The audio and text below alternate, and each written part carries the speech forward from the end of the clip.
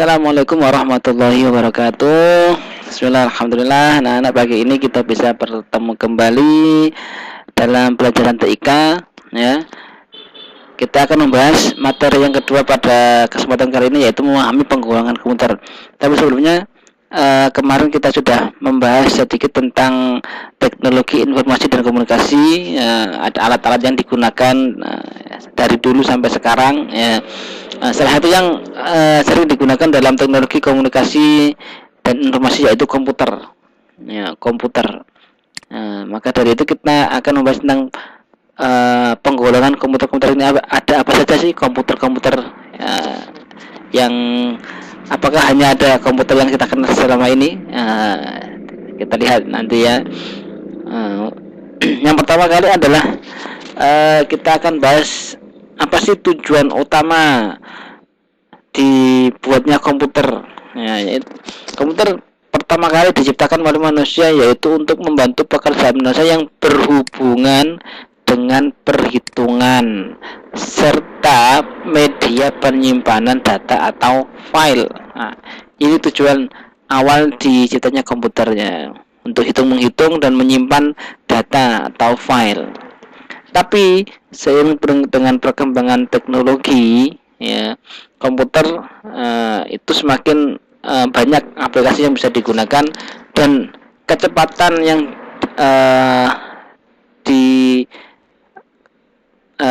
dilakukan oleh komputer itu sekarang ini sangat cepat, ya, sangat cepat. Makanya sekarang manusia sangat membutuhkan yang namanya komputer. Oke, lanjut. Ini kita lihat penggolongan komputer dan berdasarkan pada kemampuan pengolahan data dan bentuk fisiknya. Ini yang pertama. Jadi komputer itu dibedakan berdasarkan kemampuannya itu ada apa saja. Yang pertama ada yang kita sebut dengan mainframe atau bisa kita sebut juga dengan superkomputer. Ini adalah komputer yang memiliki ukuran yang sangat besar karena terdiri dari ribuan unit prosesor.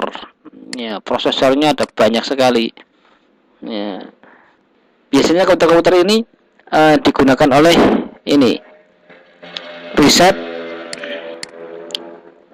perusahaan, data perusahaan, atau sampai keperluan militer. Jadi komputer yang bisa melakukan komputasi yang rumit dan memerlukan waktu yang lama. Ya, ini mainframe. Ya, seperti apa? Coba kita lihat gambarnya. Nah, seperti ini. Ya, biasanya perusahaan-perusahaan digital, ya, pasti punya seperti ini. Ya, yang bertaraf internasional seperti Google, Facebook, Instagram, atau yang lain, ya, yang lain-lain pasti punya seperti ini, basic, ya, komputer penyimpanan data bagi para yang pengguna medianya. Bisa kita bayangkan seberapa banyak data yang diunggah di akun YouTube, ya, enggak terhitung. Ya, dari dulu sampai sekarang, apalagi zaman sekarang. Semua orang berlomba-lomba membuat konten yang diunggah ke YouTube, ya. Seperti ini. Kalau di Indonesia mungkin yang punya, ya, perusahaan-perusahaan yang berbasis teknologi, ya, mungkin kayak jual beli online, Tokopedia, Lazada. Itu saya yakin punya seperti ini, ya.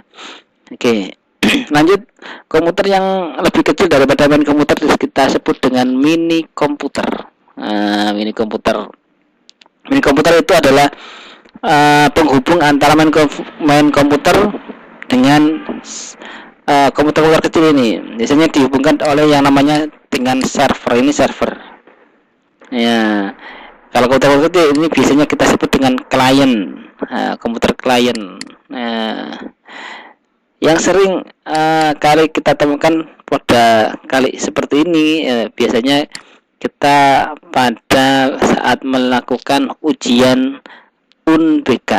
Nah, saya yakin kemarin waktu kelas 6 bagi yang melakukan ujian UNBK seperti ini ya. Jadi kalian itu sebagai klien nanti ini nyambung ke apa namanya ini server lokal. Server ini nanti akan menuju ke mainframe ya, mainframe atau penyimpanan yang tadi ya, komputer yang besar tadi ya. Nah, seperti itu. Jadi seperti ini urut-urutannya. Oke. Setelah mini komputer ada yang kita sebut dengan mikrokomputer. Nah, ini komputer yang biasa ada di rumah-rumah, di perkantoran. Nah, mikrokomputer biasanya terdiri dari tiga buah. Yang pertama adalah monitor, CPU, dan keyboard.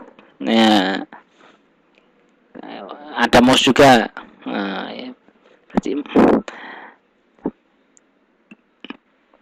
ini biasanya komputer seperti umum ini CPU, ini layar atau monitor, ini keyboard, ini mouse. Nah, ini mikrokomputer yang biasa ada.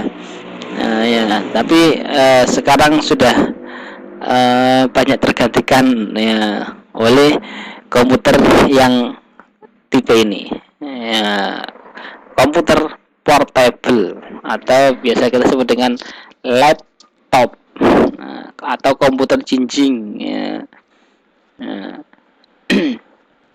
Kenapa orang suka memilih ini ya, karena bisa dibawa kemana-mana, portable ya, tidak harus mencolok ke stop kontak arus listrik, tapi bisa ada baterainya dan bisa dinyalakan dimanapun ya. Macam-macam komputer sebenarnya itu ada beberapa macamnya. Pertama kita sebut dengan desktop. Nah, biasanya Dexnote itu ya yang sering kita omong dengan laptop, ukurannya agak besar, biasanya 14 in 15 in itu Dexnote ya. Ada juga yang namanya notebook. Notebook adalah komputer yang ukurannya sebesar buku catatan kecil, misalnya 10 atau 12 inch ya, itu notebook. Ada juga netbook ya. Netbook itu ini, kalau netbook berarti keunggulannya adalah bidang internet ya.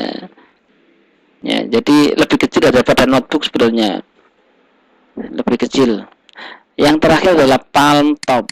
Palm Top itu adalah laptop atau komputer portable yang ukurannya hanya sebesar genggaman tangan, bisa digenggam seperti ini.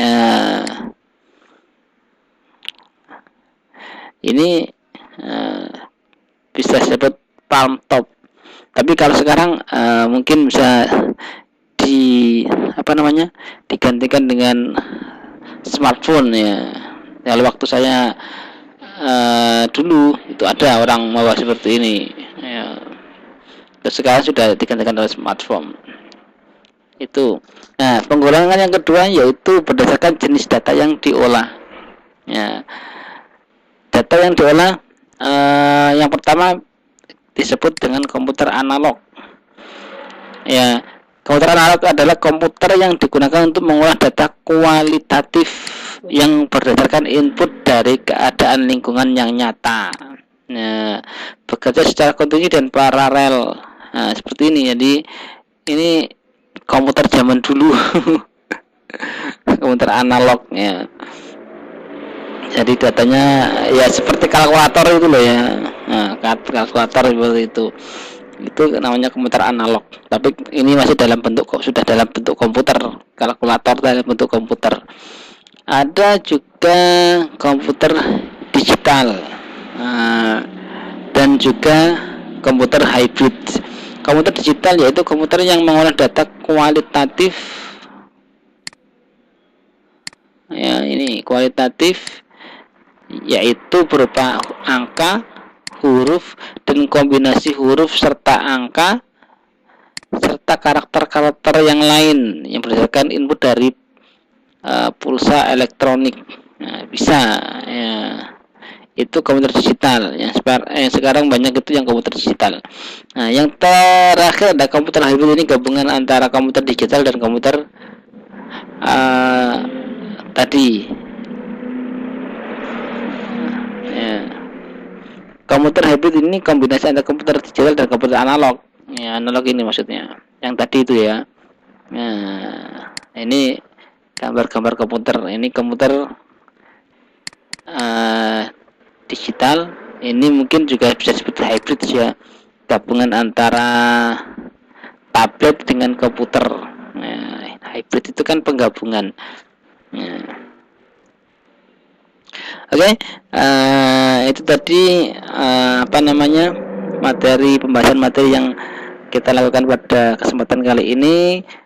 Sebelum saya akhiri, ini ada tugas untuk kalian ya, untuk melakukan hal-hal seperti ini. Yang pertama adalah coba cek di rumah kalian apakah ada salah satu jenis komputer yang tersebut di atas ya.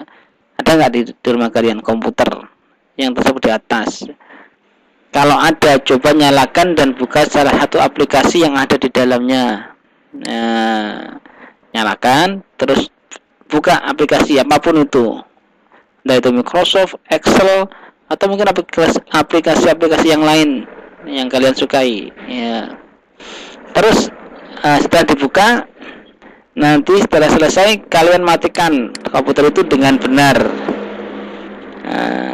Dinyalakan, buka aplikasi, matikan. Tapi langkah-langkahnya nanti kalian rekam dan kirim videonya ke saya nanti ya. Oke. Seperti itu tugas individu untuk kalian. Untuk akhirnya, semoga apa yang kita bahas kali ini bisa bermanfaat bagi kita semua ya. Dan akhirnya saya akhiri. Assalamualaikum warahmatullahi wabarakatuh.